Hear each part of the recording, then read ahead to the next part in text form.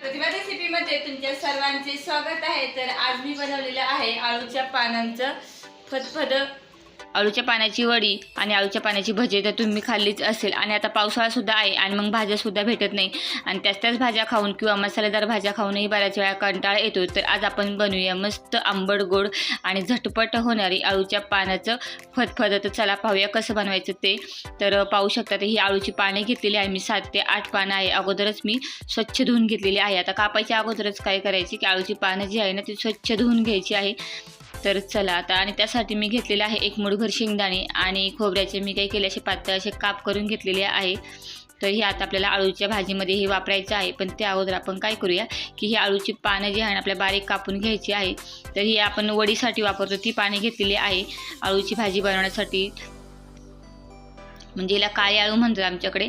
आता याआधी सुद्धा आपण आळूच्या पानांची वडी कशी बनवायची किंवा मिनी आळूची वडी असेल किंवा आळूच्या पानांच्या ठेचा कसा बनवायचा हे पाहिलेलंच आहे। त्याची लिंक डिस्क्रिप्शन बॉक्समध्ये मी देईल, तुम्ही नक्की पहा।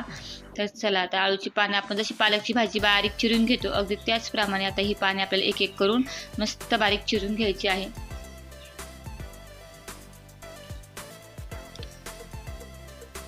तर हे बघा आता ही पान आपल्या आळूची जी आहे ना आपण चिरून घेतलेली आहे। चिरण्यापूर्वी स्वच्छ पानं आळूची धुवून घ्यायची, नंतर चिरायची म्हणजे गरज नाही, शक्यतो छान अशी बारीक चिरून घ्यायची। तर हे बघा पाहू शकता आता पानं मी अशी बारीक चिरून घेतलेली आहे। 7 ते 8 आळूच्या पानामध्ये 2 जणांसाठी भाजी बनते।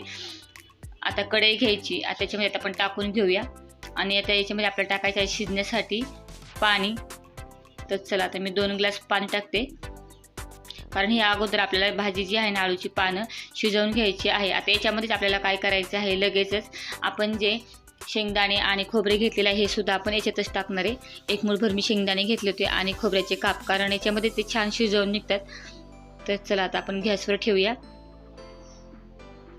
तर चला आता मी गॅसवर ठेवलेली आहे आणि आता गॅस फास्टच ठेवलेला आहे म्हणजे पटकनी उकळी येईल। आता शेंगदाणे आणि खोबरं लगेच जेव्हा आपण पानं आळूची शिजायला टाकतो त्यावेळेस टाकायचं, म्हणजे त्याला पण छान अशी चव येते। आता हे मिक्स करून घेऊया आणि फास्ट गॅसवर अगोदर आपण काय करूया, एक उकळी घेऊया। जशी आपण पालकची भाजी करतो ना त्याचप्रमाणे अगोदर आपल्याला ही पानं जी आहे ना आळूची पानं शिजवून घ्यायची आहे। तरी बघा पाहू शकता छान आता एक उकळी आलेली आहे। आता आपल्याला काय करायचं आहे, ही आळूची भाजी जी आहे याच्यामध्ये अगोदर शिजवून घ्यायची आहे। आणि पावसाळ्यात काय होतं, बऱ्याच वेळा भाजीला काही लवकर भेटत नाही आणि त्याच भाज्या खाऊन सुद्धा कंटाळा येतो, म्हणजे मसालेदार भाज्या खाऊन। तर मग अशा वेळी आळूच्या पानांची भाजी, म्हणजे याला आमच्याकडे आळूचे फदफद म्हणतात, हे झटपट होणार आहे आणि चवीला पण मस्त आंबट गोड लागतं आणि सर्वात साधी आणि सोपी रेसिपी आहे।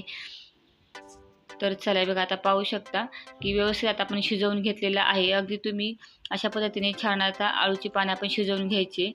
तर अगोदर तुम्ही चेक करून पहा की पानं शिजलेली आहे का नाही, म्हणजे ही भाजी जी आहे ना आळूची शिजलेली आहे का। तर अशी छान आता शिजली गेलेली आहे।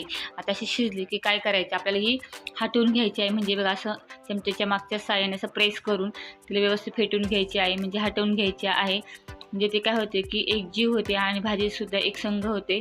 तर चला अशीच आपण अगोदर हटवून घेऊया, कारण पाणी व्यवस्थित शिजली की पटकनी ती हटता येते, त्यामुळे अगोदर शिजवून घ्यायची मग अशी हटवून घ्यायची चमच्याच्या साहाय्याने। आणि अशी हटवी भाजी खायला सुद्धा छान लागते। पकडच्या साहाय्याने धरून मी आता ही अशी काय करते, हटवून घेते भाजी। तरी बघा पाहू शकता आता मी भाजी मस्त अशी हटवून घेतलेली आहे आणि पाहू शकता भाजी पण अशी एकसारखी दिसते तुम्हाला। आता काय करायचं आहे, इथे आपल्याला घ्यायचं आहे बेसन पीठ। तर मी हे बेसन पीठ घेतलेलं आहे। आता 2 चमचे आपण टाकूया बेसन पीठ। बेसन पिठामुळे काय होतं की भाजीला चव पण छान येते आणि भाजी छान दाटसर होते, त्यामुळे 2 चमचे बेसन पीठ टाकायचं। आता हे बेसन पीठ याच्यामध्ये आपण अशा चमच्याच्या साहाय्याने फेटून घेऊया, म्हणजे याच्यामध्ये व्यवस्थित असे एकजीव होईल,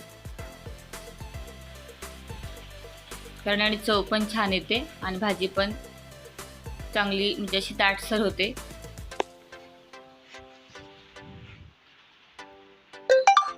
तर चला ते बेसन पीठ आपलं मिक्स करून झालेलं आहे। आता भाजीमध्ये आपल्याला मस्त असा तडका द्यायचा आहे, कारण जास्त वेळ लागत नाही, एकदा भाजी शिजली की भाजी तयार होते। फक्त त्याला आपल्याला द्यायचा आहे एक तडका द्यायचा आहे. तर त्यासाठी बघा मी काय घेतलेलं आहे, चिंच घेतलेलं आहे, गूळ घेतलेला आहे थोडासा चिरून. आता चिंच गूळ टाकल्यामुळे काय होतं की भाजीला छान आंबट गोड चव येते. आणि 5 ते 6 लसूण बघा सोलून मी असं ठेचून घेतलेलं आहे आणि 4 हिरव्या मिरच्या असे लांब थोडेसे मी काप करून घेतलेलं आहे. तर चला आता अगोदर आपण काय करूया, ह्या भाजीमध्ये टाकून घेऊया चिंच. मस्त आंबट चव येते आणि गुळाने छान अशी गोड, म्हणजे भाजीची चव जी आहे ती मस्त आंबट गोड आणि थोडीशी तिखट लागते, म्हणजे खायलाही छान होते. आता आपल्याला याला द्यायची आहे फोडणी. तर त्या अगोदर आपण टाकूया चवीनुसार मीठ, कारण काय होतं की आपण मीठ टाकायचं नाही तर विसरून जातो, त्यामुळे मीठ लक्षपूर्वक टाकायचं आहे भाजीत. आता हे आपण मिक्स करून घेऊया. आता याला एक उकळी आली की याला आपण मस्त अशी जिरेची फोडणी देऊया छान.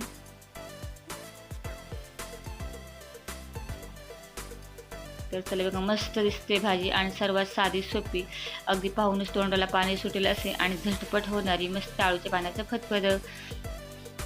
तर चला त्याला आपण देऊयात तडका मस्त. थोडंसं मी तेल टाकते. तेल गरम झालं की ठेचून घेतलेलं आपण टाकूया लसूण. लसूण नेहमी सोलून ठेचून घ्यायचा, म्हणजे ठेचून घेतलेलं लसणाची चव छान लागते फोडणीमध्ये. आणि हिरव्या मिरच्या आता हे छान असं परतून घेऊया आपण.